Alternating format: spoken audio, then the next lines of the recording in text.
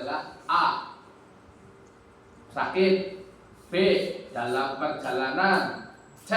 Nah, habis buang air besar dan tidak ada air untuk berwudu. Ada air hanya untuk bercebok.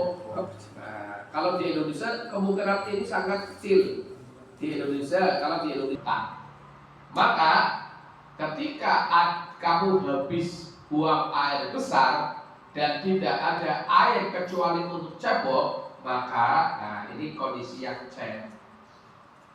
Kemudian kondisi yang D, yang keempat, kamu habis hubungan suami istri, ya, dan tidak ada air untuk mandi. Oh ya, tidak ada air untuk mandi. Padahal pada kondisi darurat yang pertama yaitu dalam kondisi junub, ya, dalam kondisi junub kan pertama ada di kondisi ya. Saya ulangi, ketika kita mau sholat kondisinya normal, satu. Yang kedua kondisinya junub.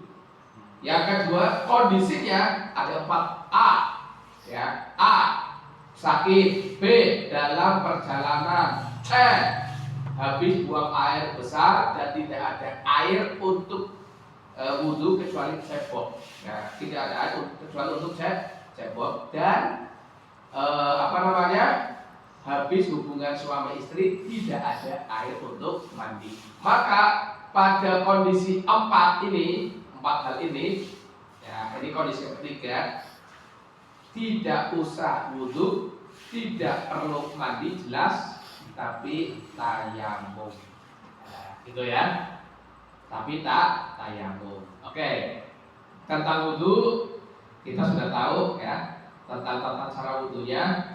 Kalau dalam Al-Quran hanya menyebutkan beberapa hal seperti membasuh wajah, membasuh tangan sampai sikut, mengusap kepala dan membasuh kaki. Jadi ada berapa yang harus empat ya? Wajah, tangan, kepala dan kaki, ada 4. Tapi kalau menurut penjelasan dari Nabi Muhammad SAW dalam beberapa hadis disebutkan ada membaca bismillah dulu, gitu kan? Membaca basmalah, kemudian membasuh telapak tangan dulu sebelum membasuh wajah. Kemudian apakah cukup seperti itu? Tidak. Tapi berkumur-kumur. Nah, kemudian menghirup air disemprotkan kembali. Nah, baru membasuh wajah. Itu pun ada bilangannya, yaitu 3 kali bilangan. Kemudian ini yang perlu diketahui, membasuh tangan yang kanan dulu 3 kali, baru yang kiri 3 kali. Kalau ada orang bertanya, Pak, bagaimana kalau kanan kiri? Ya, jawaban saya gampang. Ya, kalau umpamanya kanan kemudian kiri, ya mungkin boleh-boleh saja. Cuma sunnahnya yang tercantum dalam hadis tidak seperti itu. Nabi sebagaimana digambarkan oleh Utsman bin Affan itu membasuh tangan kanan dulu 3 kali, ya, 1, 2, 3, atau pakai cibuk, biur. Nah, malah ada yang juga digosok juga, ya, nggak digosok juga, tapi digosok sedikit. Nah, yang kanan dulu baru yang kiri. Demikian juga yang diberlakukan pada anggota kaki. Jadi yang berpasangan tangan dan kaki itu kan 3 kali bilangannya. Dimulai dari kanan dulu baru kiri.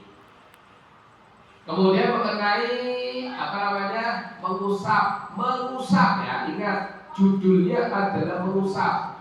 Bedakan dengan membasuh.